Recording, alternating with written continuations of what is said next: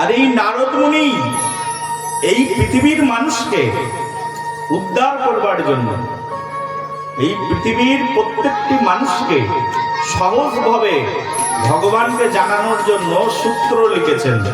এই দেখো বই আছে আমার কাছে, যদি কারোর দরকার হয় এই বই কিনে নিতে পারো। এই যে নারদ মুনি সূত্র লিখেছেন, দেখো বইয়ের উপরে লেখা আছে নারদ ভক্তি সূত্র। দেখো নারদ ভক্তি সূত্র বইয়ের নাম। কি নাম? নারদ ভক্তি সূত্র। নারদ মুনি এই ভক্তির সূত্র লিখেছেন। তো আমরা এই নারদ মুনি ভক্তির সূত্র বর্ণনা করছেন, কি করে ভগবানের ভক্তি করা যাবে। নারদ মুনি বলছেন, সবাই হাত জোর করে সূত্র শেখো আমার সঙ্গে সঙ্গে।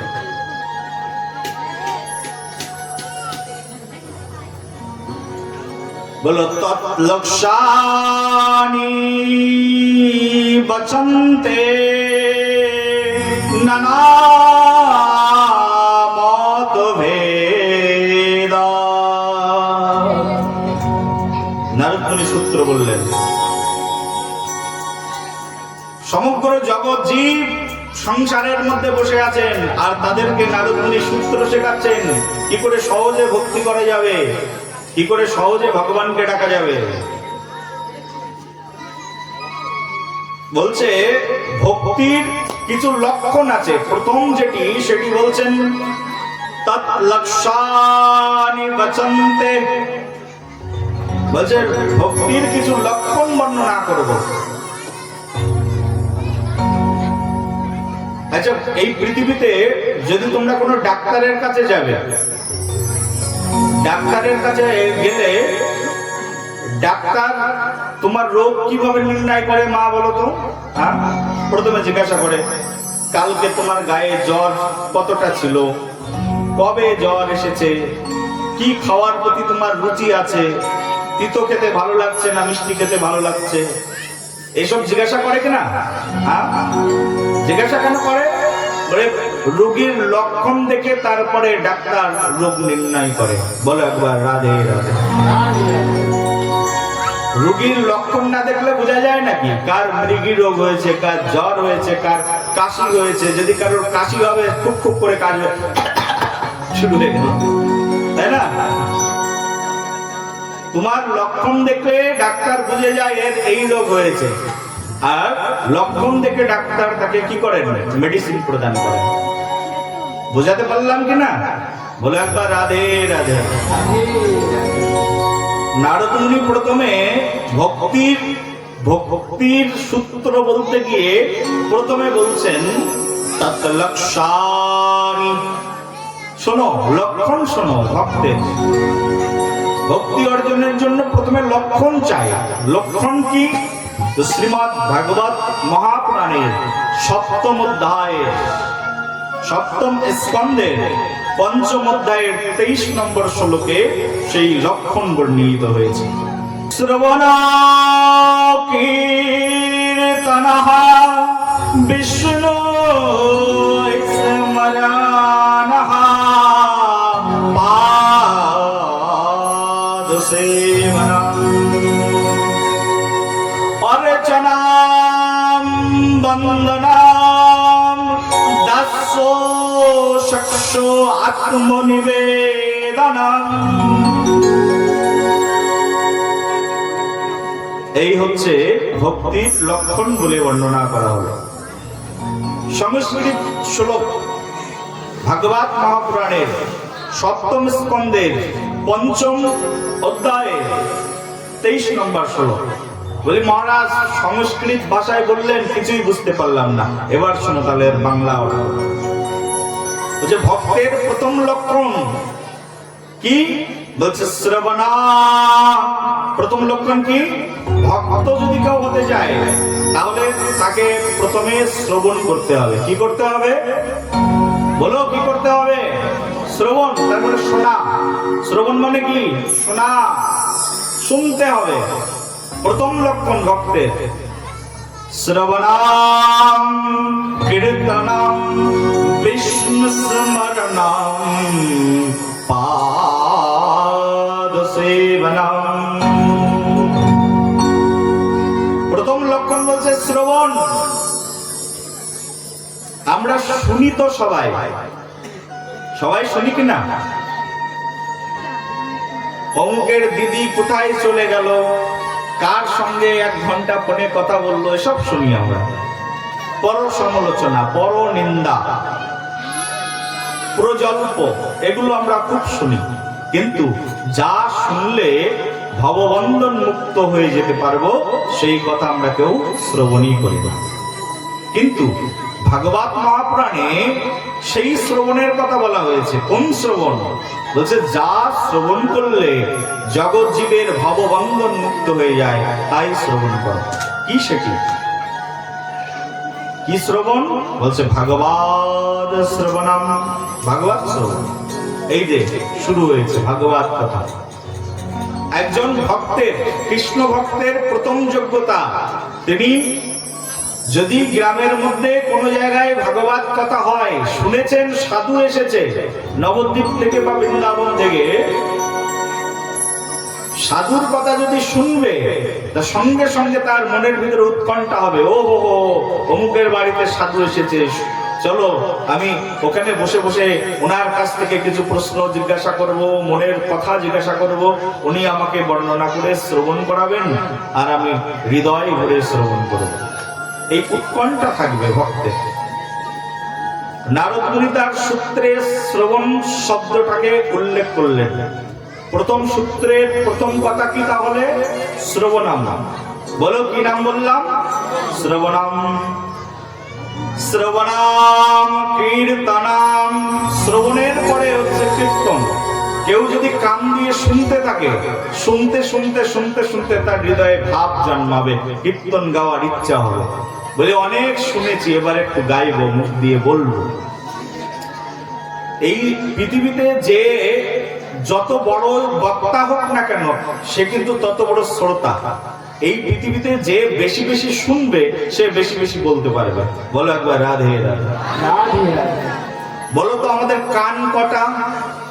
বলো, আরে বলো, কান কটা? দুটো। হ্যাঁ দুটো, কান দুটো। আর মুখ কটা? একটা। তার মানে দুটো কান ভগবান দিয়েছেন কেন? শুনবে বেশি, আর মুখ দিয়েছেন একটা, তার মানে বলবে কম। বলো একবার রাধে রাধে।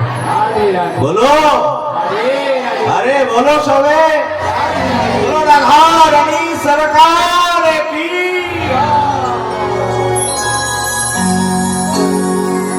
ভগবান সব জিনিস দিয়েছেন, তার একটা মেজারমেন্ট তিনি তৈরি করেই দিয়েছেন।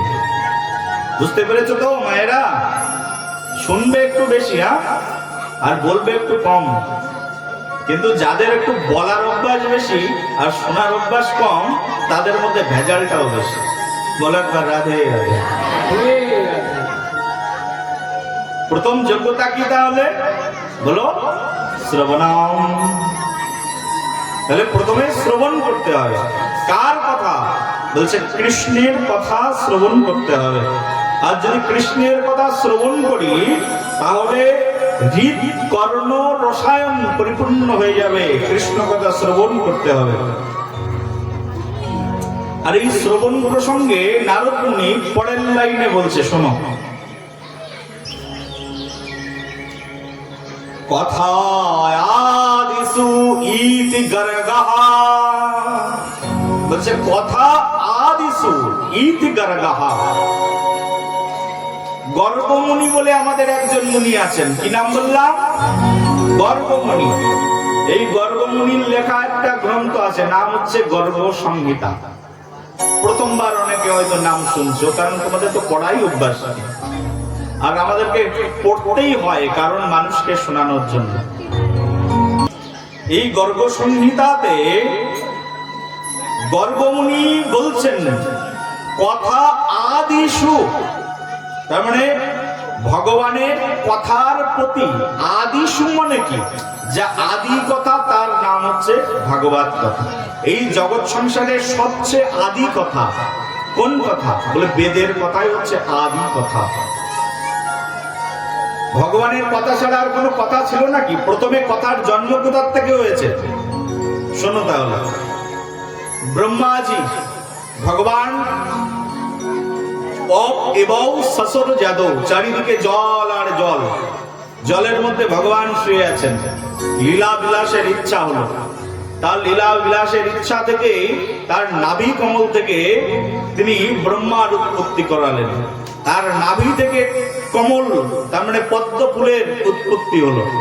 আমাদের দেশে পদ্ম ফুল উৎপত্তি, পদ্ম ফুলকে দেখবার জন্য আমাদের কোনো জলাশয়ে যেতে হয়, কিন্তু ভগবান তার নাভি থেকেই পদ্ম ফুলের উদ্ভব ঘটিয়ে দিয়েছেন। আর সেই পদ্ম ফুলের উপরে একজন মনুষ্যকে সৃষ্টি করেছেন, যার নাম হচ্ছে ব্রহ্মা। কি নাম বললাম? বলো, কি নাম বললাম? ব্রহ্মা। ব্রহ্মা যখন সৃষ্টি হয়েছে তখন তিনি বুঝতেই পারছিলেন না আমি কোথা থেকে আসলাম, কে আমি, কি আমার পরিচয়। ব্রহ্মা জানেনই না আমি কে, কি আমার পরিচয়। ব্রহ্মা সৃষ্টি হয়ে চুপচাপ বসে আছে। ব্রহ্মার অনেক সময় ধরে ভাবছেন আমি কে, শব্দই জানেন না ব্রহ্মা, কি বলবেন, বলতেও জানেন না। কিন্তু জলের মধ্যে, যেহেতু জলের উপরে ভগবান শ্রী বিষ্ণু শুয়ে আছেন, তার নাভি কমল থেকেই ব্রহ্মার জন্ম। আর জলের মধ্যে বুদবুদ শব্দ হচ্ছে, তপ তপ করে উঠছে। তখন ব্রহ্মা একটা শব্দ শুনতে পেলেন, জলের থেকে উদ্গৃহীত শব্দ, নাম হচ্ছে তপঃ। কি নাম? তপঃ, তার মানে তপস্যা। ব্রহ্মা ভাবলেন তার মানে আমাকে তপস্যা করতে হবে, কিন্তু তপস্যা করব কোন শব্দে? ভগবান কৃপা করে তার সম্মুখে একটি শব্দের অবতারণ করে দিলেন, আর সেই শব্দের নাম হচ্ছে ওম। তার সিংহনাদ থেকে একটা, কোথাও কোথাও বলা হচ্ছে তার বংশীনাদ থেকে একটা শব্দ গৃহীত হলো, আর তার নাম হচ্ছে ওম। কি নাম বললাম? ওম।